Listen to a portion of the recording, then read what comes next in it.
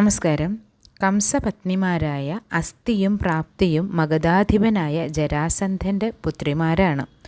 തൻ്റെ ജാമാതാവിനെ, അതായത് മക്കളുടെ ഭർത്താവ്, ജാമാതാവിനെ വസുദേവകൃഷ്ണൻ എന്ന ഒരു യാദവ ബാലൻ നിഗ്രഹിച്ചു എന്ന് കേട്ടപ്പോൾ ആ അമിതബല പരാക്രമശാലിയായ രാജാവിനെ, അതാരാണ് ഇപ്പോൾ ജരാസന്ധനെ കുറിച്ചാണ് ഇപ്പോൾ പറയണത്. അപ്പോൾ ജരാസന്ധന് അത്ഭുതം തോന്നി. 10,000 ഗജവീരന്മാരുടെ ബലമുള്ളവനായിരുന്നു കംസൻ.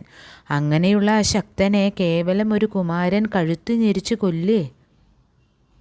അശരീരി അർത്ഥവത്തായി ഫലിച്ചിരിക്കാം. എങ്കിലും വൈധവ്യം ഭവിച്ച നന്ദിനികളുടെ നീറുന്ന സന്താപങ്ങളും തോരാത്ത കണ്ണുനീരും കണ്ട് വ്യഥിത ഹൃദയനായിട്ട് വിഷമിച്ച മനസ്സുമായിട്ട് ആ പിതാവ് ഇങ്ങനെ കാത്തിരിക്കുകയാണ്. എന്തിനു വേണ്ടിയിട്ടാണ്? അതിന് തക്ക പ്രതികാരം ചെയ്യാൻ വേണ്ടി. അപ്പോൾ അതിന് തന്നെ ഉറച്ചു, പ്രതികാരം ചെയ്യുക. അങ്ങനെ ചെയ്തില്ലെങ്കിൽ അത് തൻ്റെ പേരിനും പെരുമയ്ക്കും ഹാനികരമാണെന്നും ആ ഡാംബികൻ ധരിച്ചു. കംസവധാനന്തരം മധുരാപുരി രാജ്യം ക്ഷേമ ഐശ്വര്യത്തോടെ ഉഗ്രസേനനാണ് ഭരിച്ചു വന്നിരുന്നത്. കംസനെ ഭയപ്പെട്ട് അന്യരാജ്യങ്ങളിൽ അഭയം തേടിയിരുന്ന സർവ്വയാദവന്മാരും തിരിച്ചു വന്നു കഴിഞ്ഞിരുന്നു. ഒരേയൊരു ആക്രമണം കൊണ്ട് യദുവംശം മുഴുവനും മുടിച്ച് രാജ്യം പിടിച്ചടക്കി കംസപുത്രന്മാർക്ക് നൽകണമെന്നായിരുന്നു മാഗധൻ്റെ മനോഗതം. ഈ ജരാസന്ധൻ്റെ അതായിരുന്നു ആഗ്രഹം.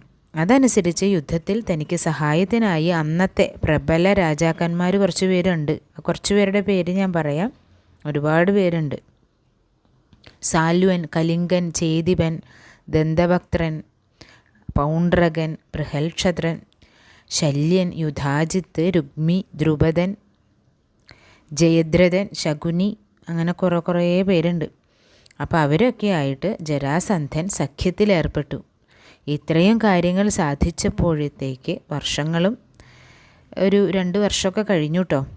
വമ്പിച്ച പടയുമായി കംസശ്വശുരനായ കംസൻ്റെ ഭാര്യയുടെ അച്ഛനായ മാഗധൻ, ഈ ജരാസന്ധൻ എപ്പോഴെങ്കിലും മധുരയെ ആക്രമിക്കും എന്നുള്ള വിശ്വാസം കൃഷ്ണനുണ്ടായിരുന്നു.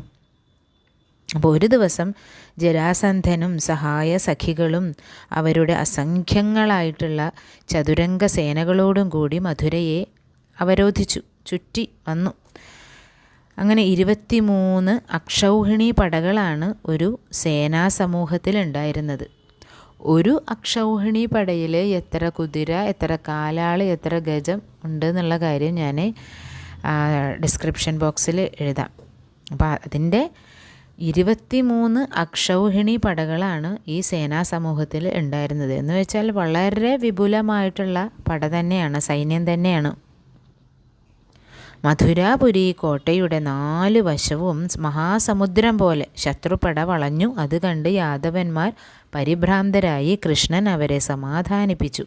അതിനുശേഷം ആ വമ്പിച്ച ശത്രു സൈന്യങ്ങളുമായിട്ട് നേരിടാൻ സന്നദ്ധനായി. 4 ഗോപുരദ്വാരങ്ങളിൽ കൂടി പരിബന്ധികൾ അകത്തേക്ക് തള്ളിക്കയറാൻ തുടങ്ങി.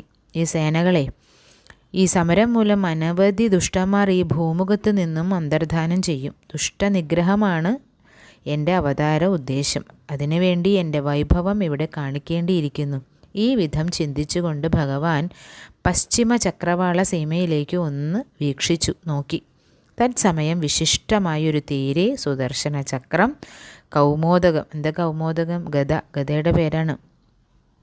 പിന്നെ ശാർങ്ങം എന്ന ചാപം, അസ്ത്രമൊടുങ്ങാത്ത ആവനാഴി തുടങ്ങിയ വൈഷ്ണവ ആയുധങ്ങളും വിഹായസിൽ നിന്നും ആകാശത്തിൽ നിന്നും താഴെ വന്നു. സാരഥിയായ ദാരുകനും പ്രത്യക്ഷപ്പെട്ടു. ആയുധസമേതനായി ഭഗവാൻ സ്യന്തനത്തിൽ രഥത്തിൽ ചാടിക്കയറി സീരായുധവും ചാപബാണഗതകളും ധരിച്ച് ബലരാമനും മറ്റൊരു തേരിൽ പ്രവേശിച്ചു. രണനിപുണനായ യുദ്ധനിപുണനായ സാത്യകി, ഗദൻ, ഉദ്ധവർ, പ്രസേനൻ, കൃതവർമാവ്, അക്രൂരൻ തുടങ്ങിയവരുടെ നേതൃത്വത്തിലുള്ള യാദവ സൈന്യം 4 ഗോപുരങ്ങളിലും ധീരം ഈ ശത്രുക്കളുമായിട്ട് ഇങ്ങനെ ചെറുത്ത് നിൽക്കുകയാണ്. ശത്രുക്കളെ ഏകനായ ലോകനാഥൻ 4 പിരിഞ്ഞു 4 കൃഷ്ണന്മാരായി. 4 ഗോപുരദ്വാരങ്ങളിലും പ്രത്യക്ഷപ്പെട്ടു. യുദ്ധം തുടർന്നു. ഒരു ഗോപുരത്തിൽ മാത്രമേ കൃഷ്ണനുള്ളൂ എന്ന് വിചാരിച്ച് മറ്റു ഗോപുരങ്ങളിൽ ചെല്ലുമ്പോൾ എന്താ അവിടെയും കൃഷ്ണനെ കണ്ട് ശത്രുക്കൾ അമ്പരന്നു. രാമകൃഷ്ണന്മാരുടെ ആയുധമേറ്റ് അസംഖ്യം ശത്രുഭടന്മാർ ശമനപുരം, അതായത് പ്രേതാലയം പ്രാപിച്ചു. പശ്ചിമ ഗോപുര ദ്വാരത്തിൽ വെച്ച് ജരാസന്ധൻ ജനാർദ്ദനന് ഭഗവാനുമായിട്ട് നേരിട്ട് ഏറ്റുമുട്ടുകയാണ്. എടാ ബാലപ്രായം മാറാത്ത കൃഷ്ണ, നിന്നോട് യുദ്ധം ചെയ്യാൻ എനിക്ക് നാണം തോന്നുന്നല്ലോ. നീയും ഞാനും ഒരു വിധത്തിലും ജോഡിയല്ല എന്ന് മാഗധൻ വിളിച്ചു പറഞ്ഞപ്പോൾ, ഈ ജരാസന്ധൻ വിളിച്ചു പറഞ്ഞപ്പോൾ സീരായുധൻ മുമ്പോട്ടെടുത്തു. സീരായുധൻ എന്ന് വെച്ചാൽ സീരം കലപ്പ ആയുധമാക്കിയിട്ടുള്ളവനാരാ? ബലരാമൻ. ബലരാമനും ജരാസന്ധനും തമ്മിൽ അതിഘോരമായ പോരാട്ടം നടക്കുന്നതിനിടയിൽ ഈ നീലമേഘവർണ്ണൻ ശ്രീകൃഷ്ണൻ 4 ഗോപുരങ്ങളിലും നിന്ന് അടരാടുകയാണ്, യുദ്ധം ചെയ്യാണ്. ആയിരക്കണക്കിന് അരാധികളെ, ശത്രുക്കളെ കൊന്നൊടുക്കി അന്തകപുരത്തിൽ അയച്ചുകൊണ്ടിരുന്നു.